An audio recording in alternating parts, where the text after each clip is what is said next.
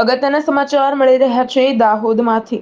દાહોદ જિલ્લા પોલીસ અધિક્ષક રાજદીપસિંહ ઝાલા દ્વારા પત્રકાર પરિષદ યોજી, જેમાં જિલ્લામાં વધતા જતા ઓનલાઈન ફ્રોડ તથા સાયબર ક્રાઇમના ગુનાઓથી પ્રજાના રક્ષણ માટે મીડિયાના માધ્યમથી જરૂરી સૂચનો અને માર્ગદર્શન આપવામાં આવ્યું હતું। આપ સૌ વિદિત છો તે રીતે સાયબર ક્રાઇમ એ સૌથી ઝડપથી વધી રહેલો અને લોકોને સૌથી વધારે અસર કરતો હાલના સમયના ક્રાઇમ છે। આ ક્રાઇમને ડામવા માટે કેન્દ્ર સરકાર ગૃહ વિભાગ દ્વારા 1930 ફ્રી હેલ્પલાઇન શરૂ કરવામાં આવેલી છે, જેના માધ્યમથી કોઈપણ નાગરિક સાયબર ક્રાઇમનો ભોગ બને તો તાત્કાલિક 1930 ઉપર ફોન કરી અને મદદ મેળવી શકે છે। આ 1930ના જાન્યુઆરી 24થી મે 24 સુધીના આંકડાઓની વિગત આપને આપવા માંગીશ। મુખ્યત્વે 28 પ્રકારના સાયબર ક્રાઇમ લોકો સાથે થાય છે, જેમાં સૌથી વધારે લોકો ભોગ બને છે ફેક આઈડેન્ટિટી ફ્રોડ, એટલે ખોટી ઓળખ ઊભી કરી અને કોલ કરે, બેંક મેનેજર બોલું છું અથવા એજન્ટ બોલું છું અથવા સરકારી કર્મચારી બોલું છું અને છેતરી અને લોકો પાસેથી પૈસા મેળવી લે।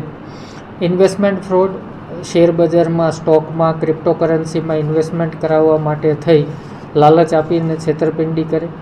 Card fraud, credit card, debit card બંને પ્રકારના ફ્રોડ આવી જાય। Online shopping fraud, without OTP fraud કે જેમાં નાગરિક કોઈ ક્ષતિ કરતા નથી, પોતાનો ઓટીપી આપતા નથી, એમ છતાં એમના ખાતામાંથી પૈસા ઉપડી જાય છે, ક્યાંક ને ક્યાંક એમનો ડેટાબેઝ હેક થયો હોઈ શકે।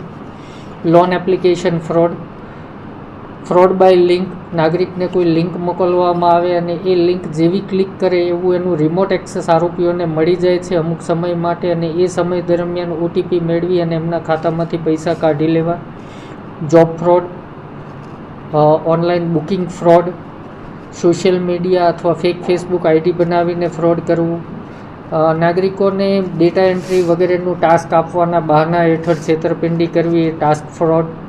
કસ્ટમર કેર ફ્રોડ, ઘણી બધી વાર લોકોને ખબર નથી હોતી કે આ એપ્લિકેશનનો કસ્ટમર કેર નંબર શું છે, એટલે લોકો ગૂગલ ઉપર જાય, ગૂગલ ઉપર આરોપીઓ ઓલરેડી પોતાના નંબર નાખી દીધા હોય અને એ નંબર ઉપર જ્યારે નાગરિક ડાયલ કરે ત્યારે કસ્ટમર કેર ફ્રોડનો ભોગ બને। Mahesh Verma, GTV news, Dahod.